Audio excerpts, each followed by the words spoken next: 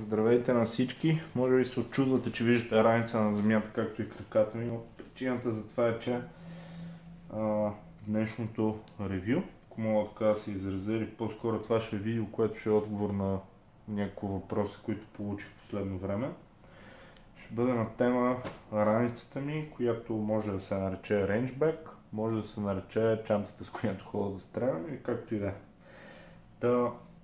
Няколко човека в последно време ми зададоха въпроса защо ти е да носиш цяла раница, когато отивайки на стрелбищо оръжието ти е на кръст. От какво друго имаш нужда. Затова сега ще се опитам да им отговоря на този въпрос, пък и да ви покажа някои неща, които използвам и съм доволен от тях, защото тази раница е променила конфигурацията си през времето, докато стигне до тази си конфигурация, пълна с неща, които ми вършат работа, качествени са, здрави са и знам, че работят точно както трябва. Самата раница е на немската фирма Mutec. Взимал съм си от магазин Камуфлаж. За да не ви излъжа с цената, със сигурност мога да кажа, че беше под 100 лева. Хората от вас, които са си купували някакви раници, отлично знаете, че по принцип раниците са скъпо нещо. Тази е изключително качествена, функционална и здрава за цената си. В общи линии е невероятна покупка. Другото, което трябва да кажа за нея, че е система Моле. За тези, които не знаят, това е система, която позволява прикачване на допълнителни аксесуари. Тези джобове си на раницата, те не са допълнителни аксесуари. Не знам просто колко добре се вижда на видеото, но раницата наистина е прекрасна. И бих посъветвал всеки, който има нужда от раница, да си вземе тази, защото е на чудесна цена и предава чудесно качество. Друго нещо, което от външната страна на раницата е един пауч, джобче, което е закачено за море системата и е снабдено с кат турникет, тъй като това е раница, която се използва 99,9% от случаите на стрелбище и е добре да имам бърз турникет под ръка. Оттам нататък да започна джобовете отвън навътре. Какво толкова има в една раница за стрелбище, се питат хората, при положение, че оръжието вече си го носиш на кръста. Това е джоба за слуха, аз така го наричам.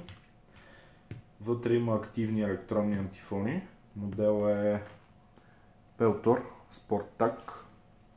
Това е най-доброто като цена и качество, което може да си купите на международния пазар, не само в България. Антифоните са страхотни, дават чудесен комфорт, което е важно за хора като мен, които прекарват доста часове на стрелбището, не само заради личната ми подготовка и за да водя класове.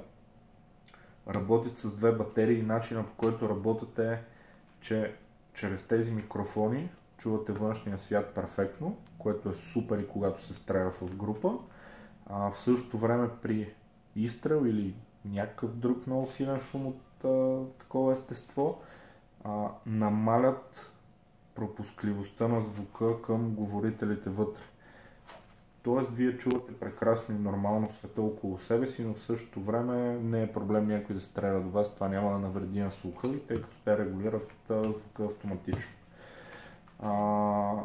Тези антифони се продават за около 400 лева в България. Тази бройка специално е свалена от поточната линия на Peltor лично от мен в завода им в Швеция и съм дал доста по-малки пари за нея, така че ако някой хукне случайно да си купува такива, нека ми изпрати на мен или на някой от контактите на академията едно запитване да видим с какво бихме могли да помогнем. Тъй като антифоните работят с батерии, носят две резервни батерии за тях, макар че с едни батерии изкарват повече от една година най-вероятно. И последното нещо, което нося в този джоб, са тапи за уши, които отново са на Peltor и които никога не използвам на място на антифоните. Нося ги поради две причини. Ако не дай си Боже нещо антифоните ми се повредят, да мога да продължа да си провеждам стрелбата, или когато правя някакви занятия или участвам в някакви занятия, с които се трябва в с много шумни калибри, 50 калибър, 308. Ги слагам заедно с антифоните за допълнителна протекция на слуха.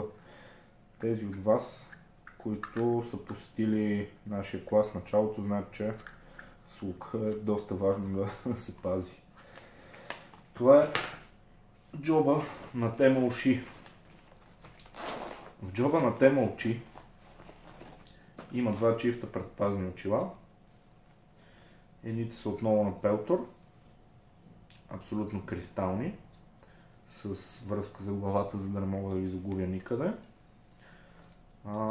Другите, ако си спомням правилно, те са резервните ми очила и ако си спомням правилно са на Suisai. Да, това са резервните ми очила на Suisai с кристални плаки. Това по принцип са слънчеви очила, които се продават и с кристални и с тъмни плаки. Но тъй като аз си нося един чифт с тъмни плаки по всяко време на годината, включително и през зимата, не държа такъв в чантата, имам такива с прозрачни плаки, които ми позволяват да работя както на открито, така и на закрито. Както виждате от предпазната ми екипировка, от 4 неща 3 са на Peltor. Причината за това е, че фирмата е изключително качествена. Шведска е, не е най-евтината на пазара, но вярвам, че е тази, която дава най-добра протекция. Това все пак е важно да си ценим здравето. Продължавайки нататък, стигаме до средния джоб, в който това не седи в чантата ми. Тук има спринцовки с маска, просто съм ги сложил, за да не ги забравя. И какво има в средния ми джоб? В средния ми джоб имам хартиено тиксо. Това нещо се използва, за да лепиш дупчиците по мишените. Понякога не може всеки път да се сменя мишената и това е доста полезно в тия случаи. Имам таймер Z7000. Доста приличен таймер за стрелба. Има всякакви функции, отложен старт, брои изстрелите, засича времената между изстрелите и така нататък. Доста приличен таймер, особено за парите си. Друго нещо, което нося е един мултитул, който се е заклещил от толкова време не е ваден. Нося един мултитул на Gerber, който разполага с всякакви инструменти. Да, не ми дава пълен набор от инструменти, но все пак оръжията са нещо механично и по някой от тях може някога да се наложи да се работи с някакъв инструмент, така че това е добър и компактен вариант. Между другото е изключително качествен, мисля, че това е от серията на Bear Grylls, този ми е подарък и много оцена. Благодарности на човека, който ми подари, той знае кой е. Друго нещо, което нося е, бяха няколко бройки повече, но сега е останала само една. Щипка, също се използва за закачане на мишените. Нося патрони, които може да ги срещнете под какво ли не наименование. Може да ги срещнете като фалшиви патрони, dummy rounds, патрони за спускане или каквото и да е. Идеята е, че това са симулативни патрони, които вършат работа за да се тренира отстраняване на засечки, да се провери за кълване при стрелба. Също така за суха тренировка са изключително подходящи и са много ценни. Доста неща вършат с тях наистина. Нося, разбира се, някакви неща за писане. Две химикалки, един маркер, който освен за писане го използвам и понякога да ограждам дупки на мишените, когато ме мързи да лепа с тиксо. Резервен пълнител за Glock 19, ако случайно някой от моите даде фира. Пълен пълнител за Glock 19, който играе ролята и на резервен.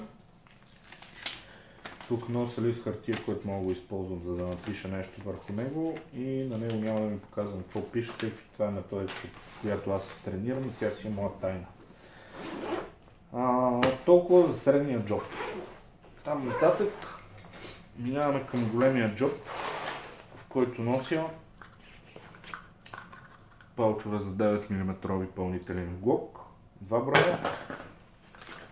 Външен кобур за глок, който използвам или на стрелбището, или зимата, и то не винаги.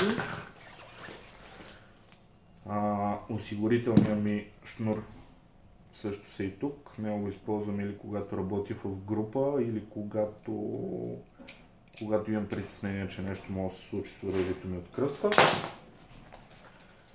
Нося бедрен кобур за моментите, в които участвам в някакъв вид обучение, с който се стреля с дълго оръжие и е добра идея пистолета ми да е на бедрото, а не на кръста, защото примерно нося модулна жилетка с пълнителен и нямам достъп до него. Това е бедрен кобур. Зарядно за таймера за стрелба.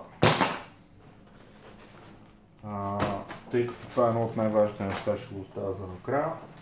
Друго, което нося в този вътрешен скрит джоб. Любимата ми смазка и почистващ препарат Балистол. Просто за всеки случай. Не, че до сега не ми се е налагало да използвам в полеви условия. Но парцалче, ако трябва нещо да забърша след като съм смазал. И медицинския ми кит, който е кит за първа помощ, това е травма кит. Вътре има и неща за обикновена първа помощ, но все пак съдържа предимно неща за тежки травми. Отново в него има един кат турникет.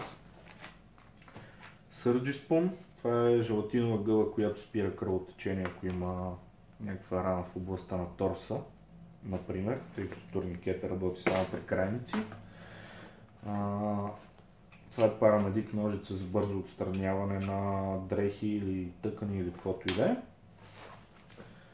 Стерилни ръкавици, различни видове марли, медицинско тиксо, спринцовки за третиране на пневмоторакс.